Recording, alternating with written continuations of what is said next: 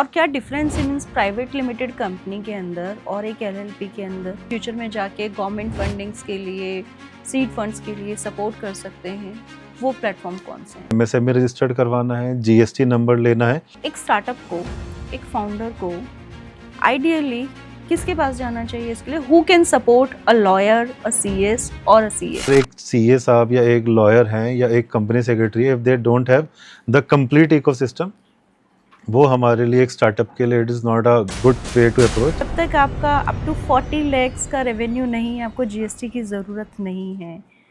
कितना सच है ये? तो फंडिंग इन्वेस्टमेंट चाहिए तो मुझे फ्रॉम द डे वन, जब मैं स्क्रैच पे खड़ा हूँ, बोट स्क्रैप पे खड़ा हूँ, तो फ्रॉम दैट पार्ट मेरे को अपने सारे कंप्लाइंस बिल्कुल अप टू द मार्क रखने। ये वो कौन सी लीगल मिस्टेक्स हैं जो यूजुअली एक फाउंडर इनिशियली कर जाता है? क्या कंपनी किसी एम्प्लॉय को इस वजह से टर्मिनेट कर सकती है without any notice? Yes, he has the right to immediately terminate him. Approximately कितना एक्सपेंस आ जाता है इस तरीके के कॉन्ट्रैक्ट्स बनाने के लिए? आपका जो एम्प्लॉय है वो किसी कॉम्पिटिटर कंपनी में ज्वाइन नहीं कर सकता है। सेम टाइम पीरियड हम सिर्फ उसको बाउंड डाउन कर सकते हैं। एक फाउंडर को आइडिया स्टेज से लेकर और इन्वेस्टर फंडिंग तक पहुंचने के लिए जो आइडियल लीगल और कंप्लायंस रोड मैप है, वो एग्जैक्टली क्या है? प्री रेवेन्यू स्टेज पे भी है, बट स्टिल अगर फाउंडर में दम है, आइडिया में दम है, तो definitely the investment will be there. तो बहुत बार ऐसा देखा है कि किसी ऑर्गेनाइजेशन को जब इन्वेस्टमेंट मिल जाती है, राइट, तो पता चलता है कि फॉरेन ट्रिप्स हो रहे हैं, है ना, और गाड़ी नहीं आ गई है, तो उन सबको कंट्रोल कैसे किया जा सकता है? देन उसकी सेफ्टी के लिए एक टर्म होती है, एक बैंक अकाउंट होता है, उसको कहते हैं एस्क्रो अकाउंट। बस आइडिया अच्छा है, बट अगर कहीं ना कहीं उसका बेस वीक है, तो your fear is absolutely right, वो इन्वेस्टर कहीं ना कहीं उसको आउटराइट कर देगा। फाउंडर ये ध्यान रखना चाहिए कि फंड लगा कौन रहा है, क्या वो एक इन्वेस्टर है या एक फाइनेंसर है या एक ऐसी पोजीशन पे बैठा है जहाँ पे वो डोमिनेट कर सकते हैं। जो प्योर इन्वेस्टर्स होते हैं, they will not only give you the money, they will also give you the value addition. Actually fund मिलता है गवर्नमेंट स्कीम से।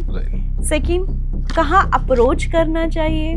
तो वो आपकी कंपनी को प्री इन्वेस्टमेंट रेडी करती है। किसी भी कंपनी का वैल्यूएशन जब काउंट होता है, कौन कौन से फैक्टर्स हैं जो मैटर करते हैं, और क्या वैल्यूएशन सिर्फ टेंजिबल थिंग्स के लिए ही होता है या there are some intangible items as well जिनको काउंट करना चाहिए वैल्यूएशन? ऐसी गवर्नमेंट बॉडीज भी हैं जो किसी फाउंडर को सपोर्ट करती हैं to create their projection report, to create their project report. Cool लगता है लोगों को अपने नाम के साथ फाउंडर लगाना। शार्क टैंक पे किसी को भी डील अनाउंस होती है, तो क्या उसके बाद directly they get the amount और there is some back side scrutiny as well after that show?